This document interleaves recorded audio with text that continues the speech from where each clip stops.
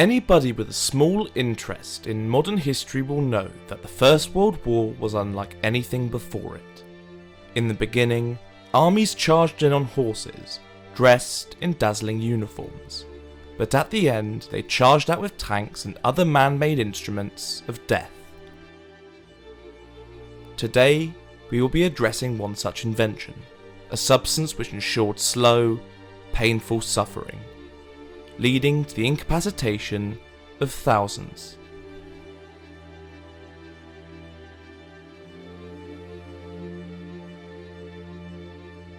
The outbreak of the First World War was met with excitement by scientists of both the Entente and Central Powers, one of which was Fritz Haber, a German chemist who is known to this day as a pioneer of death.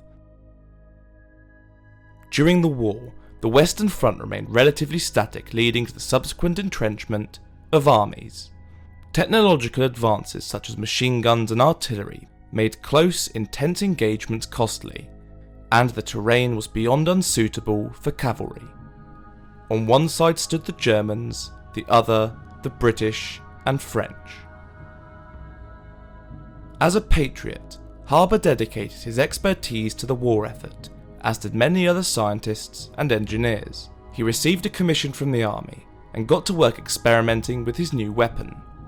Soon he discovered the tactical benefits of using chlorine gas. Iconic for its faint green colour, the gas was twice as heavy as air, meaning that it would roll across no man's land instead of dissipating into the air. Not only this, but it was far more toxic than tear gas, which was suggested during the time. Unlike tear gas, which caused irritation and discomfort, yet went away in 30 minutes, chlorine gas had longer lasting effects. The gas works by reacting with the water in the lungs of the victim, which turns it into hydrochloric acid. The acid burns the insides of the lung, scarring it permanently, and when used to lesser extents, it causes eye irritation and vomiting. This seemed like the weapon that could win the war for Germany. Now it was time to see what it could do. In 1915, in the town of Ypres, the army released 168 tons of chlorine gas into no man's land. The Germans waited as the substance migrated over to the enemy trench at a speed which was described as being easily outwalkable, but they didn't dare move because they did not know what it was. Soon they knew, the sweet, peppery odour percolating into their lungs, incapacitating them instantly. After seeing their countrymen distressed and suffocating, the unharmed remainder flew from the trenches, leaving a 4-mile opening in the front line. Despite only capturing a couple of villages, the Germans managed to kill thousands of soldiers and left even more of them wounded, all thanks to chlorine gas. But the fear factor didn't last long. It was soon realised that chlorine gas was soluble in water. This meant that as it traversed through the notoriously damp Belgian terrain, it would quickly dissolve into the ground. Utilising this weakness, British and French soldiers leaned to cover their faces with damp handkerchiefs soaked in water, and sometimes even urine. Therefore, such a simple tactic brought chlorine gas out from the battlefield. And it's worth noting that large gas cloud operations were extraordinarily dependent on the weather. In one instance, the British tried to gas the German trenches, but the wind changed mid-operation, putting their own weapon against them. Haber had a new plan. He decided to direct his efforts to the use of phosgene gas, something far more formidable than chlorine. Its first advantage was that it was colourless, meaning that it was far less obvious than the huge rolling clouds that were characteristic of chlorine gas. Despite its smell of musty hay, the damaging effects took place long before it could be detected by the nose, meaning that the smell signified that it was too late for the victim. The effects of the substance included the reaction with the proteins in the alveoli of the lungs, leading to suffocation through the disruption of the blood-air barrier, and despite its drawback of symptoms often taking up to 48 hours for them to onset, the gas would often fill the lungs of the soldiers, causing respiratory failure. It is believed that as many as 85% of the 91,000 gas deaths during World War I were caused by phosgene gas. Later in the war, scientist Wilhelm Steinkopf developed a new type of gas, one that was arguably far more grim than any made before it, and you probably know its name: mustard gas.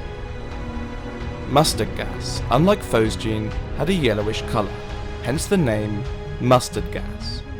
But unlike the gases before it would react with the skin of the victims, causing chemical burns that would result in excruciating blisters. And despite killing only 2 to 3% of its victims, mustard gas often caused lifelong health problems, such as respiratory issues and cancer. Gas wasn't just pioneered by the Central Powers. During the later stages of the conflict, the Americans developed adamsite, an irritant compound that could bypass gas protective measures, causing the victims to vomit. Although relatively tame compared to other gases, adamsite was often tactically used. The vomiting would cause soldiers to remove their gas masks, and as they were preoccupied with emptying the contents of their stomachs, more dangerous gases would roll into the exposed troops. As soon as gas was deployed on the battlefield, armies realised that it was essential to design and procure equipment that could protect against it. Initially, protective gear consisted of soaked rags and pads affixed over the faces of the soldiers. However, it was soon realised that they were impractical and nothing more than an improvised last resort. Sometime after, Canadian doctor Clooney McPherson invented a mask soaked in glycerin and sodium triphosphate with a visor on top for visibility. The mask, named the Hypo Helmet, was effective against chlorine gas, but it was soon made obsolete by phosgene gas, which went straight through the protective coating. The British understood that the arrival of phosgene into the battlefield meant that an alternative head covering had to be invented. They developed the PH helmet, which was designed to protect against all gas attacks coming from enemy lines. It offered better vision and protection than the Hypo helmet, but was still impractical and cumbersome to put on. Soon the SBR was invented. The SBR, which stood for Small Box Respirator, made its predecessors look amateur in comparison. It consisted of a rubberized mask attached by a tube to a box which held the gas filters. It was widely popular and easy to customise, which led it to be produced in millions to British servicemen. The French also designed a gas mask, known as the M2. It consisted of a hood with a soaked pad at the bottom and glass goggles to see out of. However, within half an hour of use, the glass fogged up, making it impossible to see properly. Although millions were made, they were almost always ditched in favour of the SBR. The most used German gas mask, the Lederschutz mask, was made of an oil-coated sheepskin with celluloid frames and an attached respirator. Being made in 1917, they were a later war invention, but their screw-on respirator is popular for its efficiency, and modern-day respirators are attached in similar ways. Despite gas making up only a fraction of World War I deaths, its use struck fear into both the Central Powers and the Entente. And unlike most other weapons, the world realised how torturous and painful they were, and therefore, poison gas was never again used on such a large scale.